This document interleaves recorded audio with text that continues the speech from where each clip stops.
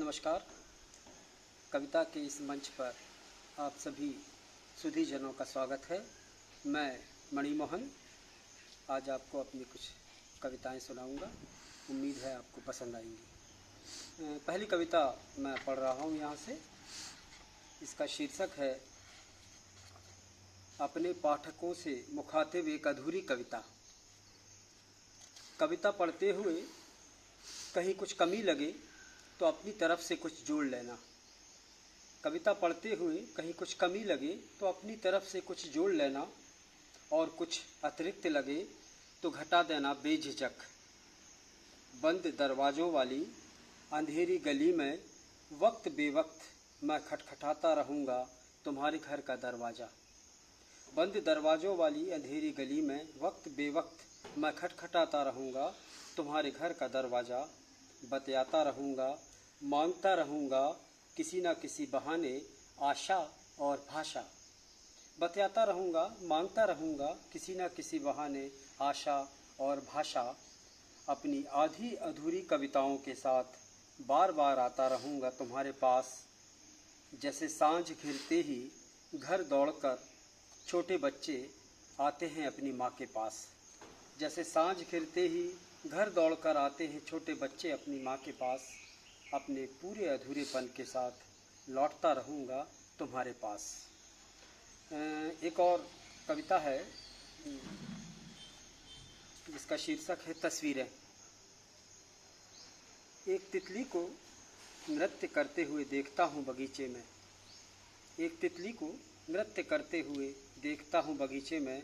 भागता हूँ घर के भीतर कैमरा उठाने, भागता हूँ घर के भीतर कैमरा उठाने। जब तक लौटता हूँ वो हवा में बदल चुकी होती है। जब तक लौटता हूँ वो हवा में बदल चुकी होती है। कभी किसी फूल को देखता हूँ, कभी किसी फूल को देखता हूँ खामोशी से खिलते हुए, और जब तक लौटता हूँ उसके पास वो तितली में बदल जाता है। कभी किसी फूल को देखता हूँ खामोशी से खिलते हुए, और जब तक लौटता हूँ उसके पास वो तितली में बदल जाता है। इसी तरह चिड़िया बदल जाती है बादल में और बादल चिड़िया में। इसी तरह चिड़िया बादल बन जाती है और बादल चिड़िया। सारी तस्वीरें झूठी हैं इन्हें देखना पर किसी खूबसूरत झूठ की तरह।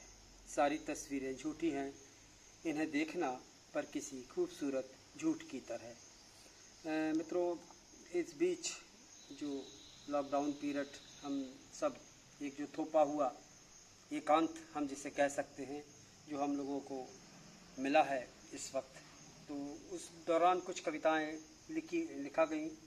उनमें से कुछ कविताएं मैं आप लोगों के सामने प्रस्तुत करता हूं। एक कविता है घर लौटना। जरा जरा सी बात पर नाराज होकर छोड़ते रहे घर। जरा जरा सी बात पर नाराज होकर छोड़ते रहे हैं घर। कभी दुख से घबराकर तो कभी इस दुख का उससे जानने के लिए भागते रहे घर से दूर। कभी दुख से घबराकर तो कभी इस दुख का उससे जानने के लिए भागते रहे घर से दूर। पर माँ की टेर की तरह घर पुकारता रहा हमें हर बार। पर माँ की टेर की तरह घर पुकारता रहा हमें हर बार। डरते डरते कुछ और दिन रुकने की कहता रहा। डरते डरते कुछ दिन और रुकने की कहता रहा। परदेश में हमने उसे याद किया जब भी तपी बुखार से हमारी देह। परदेश में हमने उसे याद किया जब भी तपी बुखार से हमारी देह। या कभी आधी रात के बाद अचानक हुआ भूख का एहसास। या फिर आधी रात के बाद अचानक हुआ भूख का एहसास। हमने कभी यकीन ही नहीं किया उसकी बात पर। हमने कभी यकीन ही नहीं किया उसकी बात पर कि आंगन में जो लगा है नीम का पेड़ यही कल्प वृक्ष है। हमने कभी यकीन ही नहीं किया उसकी बात पर कि आंगन में जो लगा है नीम का पेड़ यही कल्प वृक्ष है, यही बोधि वृक्ष है। यही कल्प वृक्ष है, यही बोधि वृक्ष है।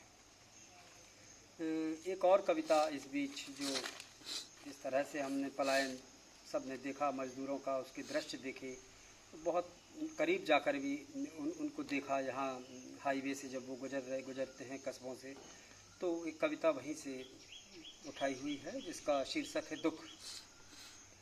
कोई नहीं समझ सकता उनके दुख उनकी वेदना, कोई नहीं समझ सकता उनके दुख उनकी वेदना।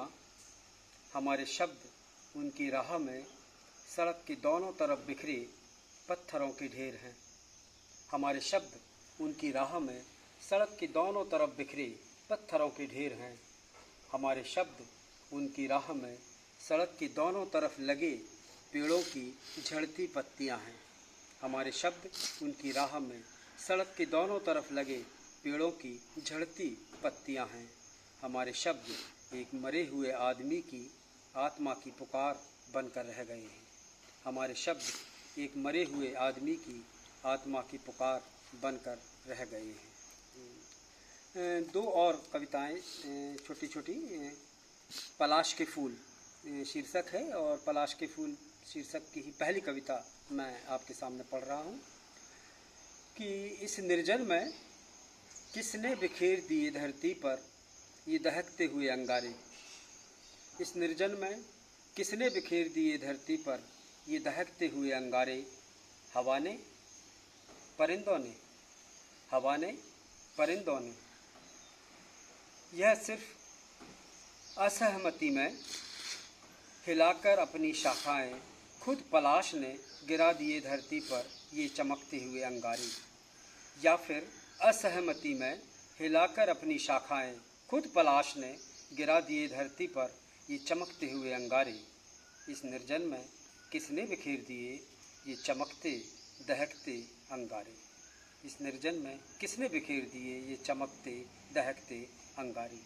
दूसरी कविता है इसी शीर्षक से, पलाश के फूल। इस निर्जन में ठहरो तो कुछ देर इस दहकते पलाश के नीचे। इस निर्जन में ठहरो तो कुछ देर इस दहकते पलाश के नीचे।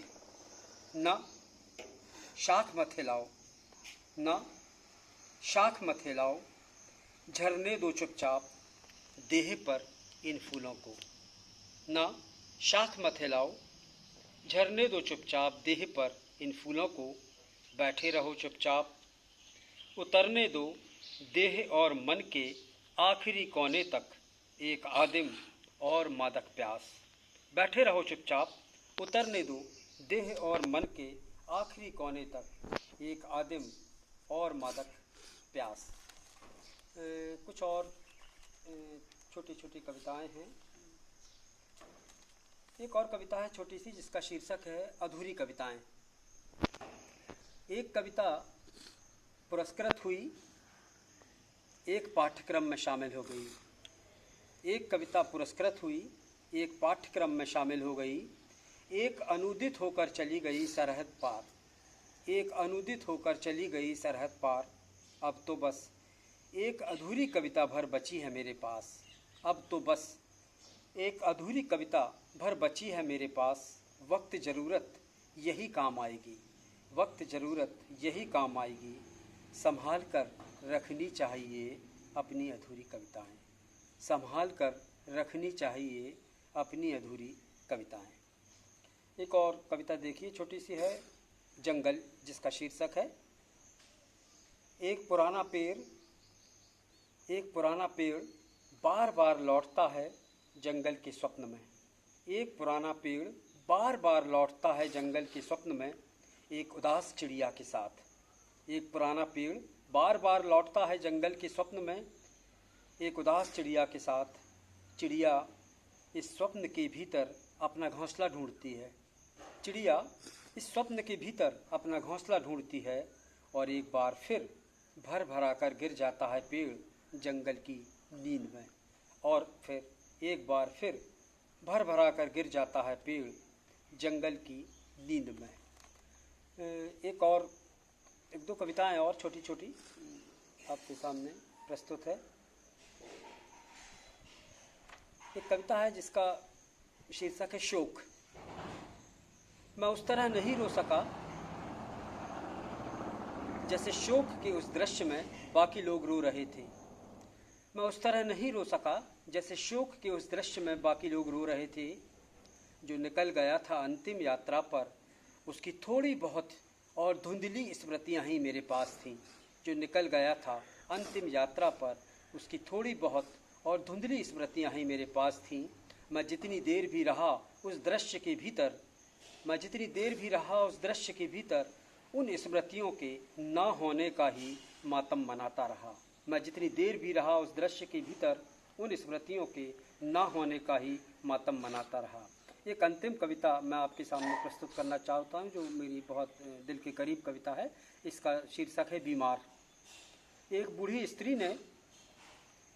स्त्री ने जब अपनी दवा की पर्ची के साथ अपने बेटे की तरफ एक मुड़ा तोड़ा नोट भी बढ़ाया, तो एहसास हुआ कि ये दुनिया वाकई बीमार है। एक बूढ़ी स्त्री ने जब अपनी दवा की पर्ची के साथ एक मुड़ा तोड़ा नोट भी अपने बेटे की तरफ बढ़ाया, तो एहसास हुआ कि ये दुनिया वाकई बीमार है। बहुत शुक्रिया, आप सब इस बीच मेरे साथ रहे। नमस्कार, धन्यवाद।